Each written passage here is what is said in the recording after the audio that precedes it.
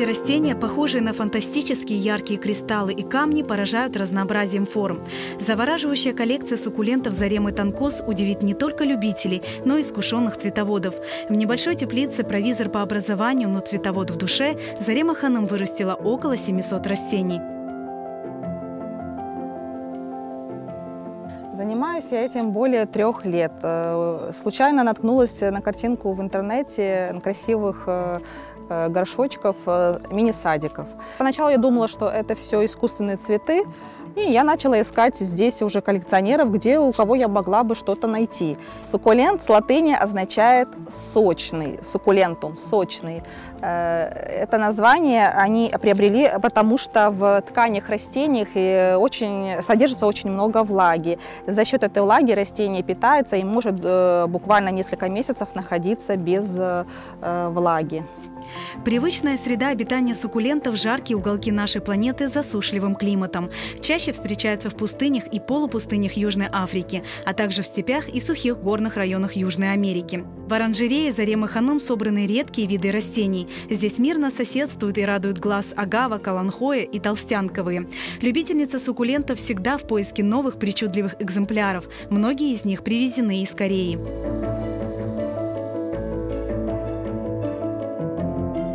Зарема Ханım, наверняка у вас в вашей вот этой уникальной коллекции есть любимцы, правильно? Есть. Покажите и расскажите нам о них. Это компактные хиверии. И люблю их за то, что они не тянутся, они пухлые и они окрашиваются в красивые оттенки. Самый любимый мой – это хиверия Pine Rose. Среди моей коллекции большая часть, конечно, занимает это эхиверии, относятся к семейству толстянковых. Также есть красулы, есть хаворти и есть еще дромискусы, небольшое количество.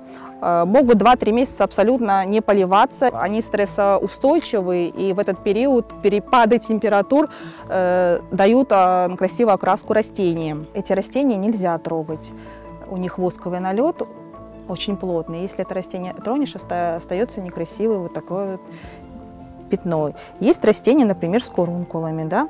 Есть варигатные растения, есть растения с иголочками, есть с гладенькими листьями, есть монструозные листики. Среди этого множества растений есть и бесхлорофильные растения, и они отличаются от всех остальных яркой окраской. То есть растения имеют белые участки. Это большое такое разнообразие этих растений, оно просто удивляет. И хочется собрать все больше и больше видов. Прежде чем приобрести новинку, Зарема Ханım изучает особенности и уход за ней. Порой нужно 2-3 года, чтобы листик превратился во взрослое растение. Выращивать красивые, здоровые экзоты, радоваться каждому новому отростку – вот счастье коллекционера этой необычной флоры.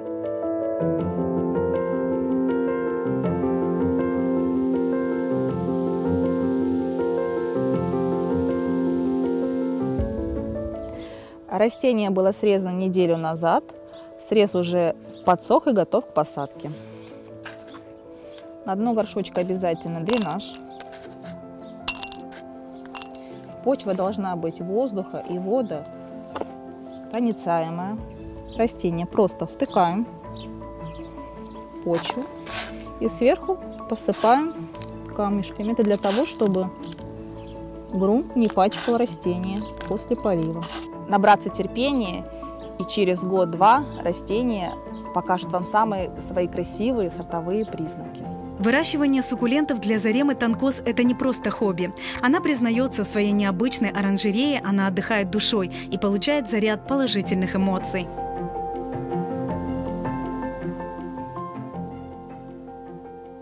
Растения, выращенные мною, придают мне особую радость и восхищают своей красотой.